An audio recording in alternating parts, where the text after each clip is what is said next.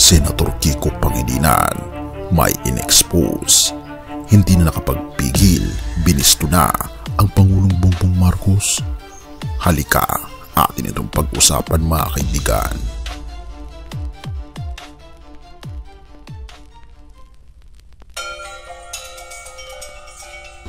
Bago natin ipagpatuloy kaibigan, siya nga pala ang Great Controversy na isa sa mga pinaka-kontrobersyal na libro dahil tumutukoy ito sa mga propesiya sa libro ng Daniel at Revelation na nagaganap na sa panahon natin ngayon bago ang pagdating ng ating Panginoong Diyos ay pinamimigay na namin ng libre sa pamamagitan ng PDF.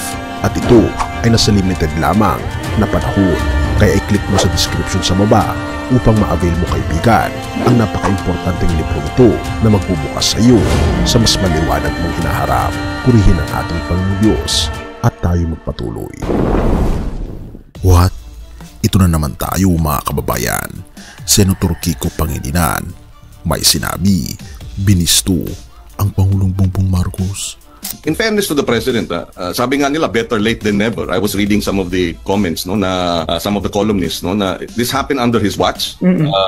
But yun na nga, he should have been on top of this. But andyan na tayo, and he was the one who set pretty much this in motion when he said mahiya naman kayo sa SONA, and he followed through with a press conference, and he was the one who identified the 15 contractors who got all the the biggest amounts dito sa billion pesos. Pero teka, bago ka mag-react, huminga ka muna dahil baka magulat ka sa twist na ito. Sabi ng ilan, better late than never. Oo, may mga nagsasabi at kumu-question bakit daw nangyari ito sa ilalim ng administrasyon niya. Pero sino ba talaga ang nagpasimula ng aksyong ito? Hindi ba't si Pangulong Bongbong Marcos mismo? Atin pang pakinggan si Senator Kiko.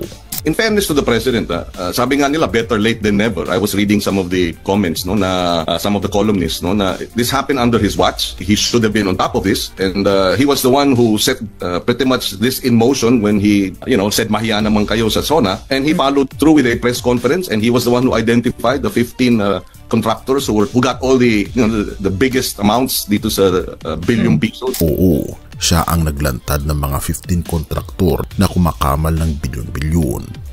Kung tutuusin, pwede namang iyon baliwalain.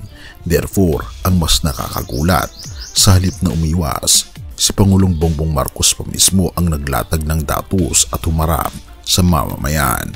Nagpreskon, nagbigay ng pangalan, nagbigay ng direksyon. Kaya sino ang tunay na binisto?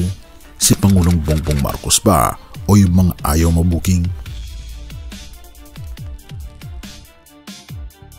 Ngayon, pumasok si Senator Kiko at pinuri ang ating Pangulo at humirit pa 2 linggo matapos niyang hilingin kay Pangulong Bongbong Marcos na maglabas ng executive order para sa floor price ng palay dahil bumababa nga ang presyo ng bigas. Kawawa ang mga farmers dahil sobrang baba rin ng bili ng mga private sectors. Kaya nga naman nagpatupad ng sagip sa kalo na iminungkahi ni Senator Kiko at nagkaharap muli sila ni Pangulong Bongbong Marcos.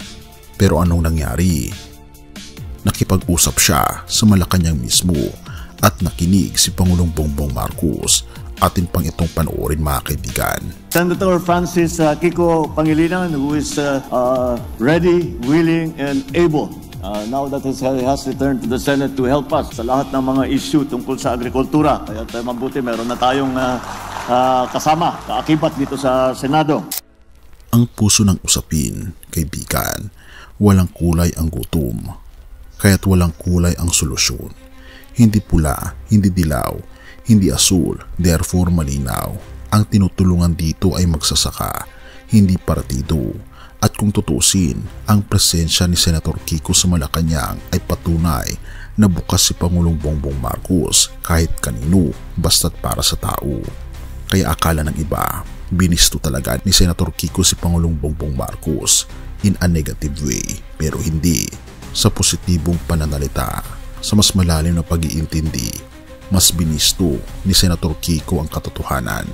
Si Pangulong Bongbong Marcos ang Pangulong may tapang, maglatag ng tunay na solusyon.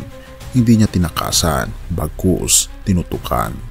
Therefore kaibigan, sa halip na kahinaan, ipinakita ni Pangulong Bongbong Marcos ang lakas ng pamumuno, nakikinig, kumikilos at walang pinipili.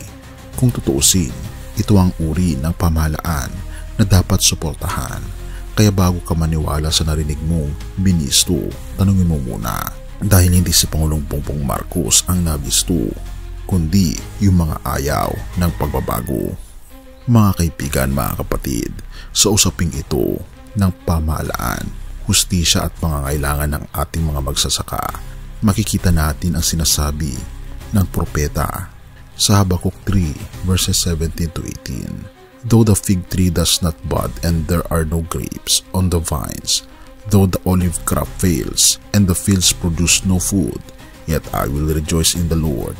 I will be joyful in God, my Savior. Kahit may kakulangan, kahit may problema sa ani, kahit may gutom, ang tunay na solusyon ay namumula sa pag-ibig, biyaya at hustisya ng ating Panginoon Hesus. Siya ang nagbibigay ng pag-asa, siya ang nag-aangat, at siya ang tunay na hari na hindi nabibili at hindi nagkukulang. Kaya kung ikaw ay napapagod, nalilito, o naghahanap ng katarungan, lumapit ka sa ating Panginoon Hesus, kaibigan. Lumapit tayo sa Kanya.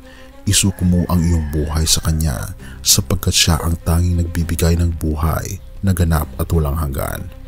Purihin ang ating Panginoon Diyos at tayo manalangin. Ama naming Diyos na mga pangyarihan sa lahat, salamat po sa iyong walang hanggang pag-ibig, sa iyong biyaya at habag na hindi nauubos. Salamat po sa inyong hustisya na laging nagtatagumpay. Dinadalangin po namin ang aming bayan, ang aming mga pinuno, at lalo na ang aming mga magsasaka. Gabayan niyo po ang aming Pangulo at puspusin niyo po kami ng pag-ibig at pananampalataya.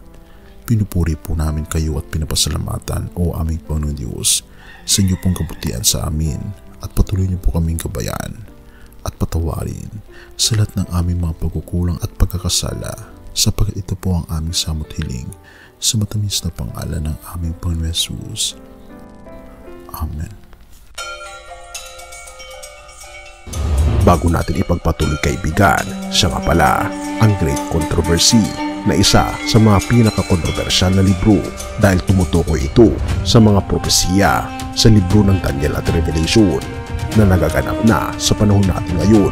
Bago ang pagdating ng ating Panginoong Diyos ay pinamimigay na namin ng libre sa pamamagitan ng PDF, at ito ay nasa limited lamang na panahon. Kaya i-click mo sa description sa baba upang ma-avail mo, kaibigan, ang napaka-importanteng libro ito na magbubukas sa iyo sa mas maliwanag mong hinaharap. Purihin ang ating Panginoong Diyos at tayo magpatuloy.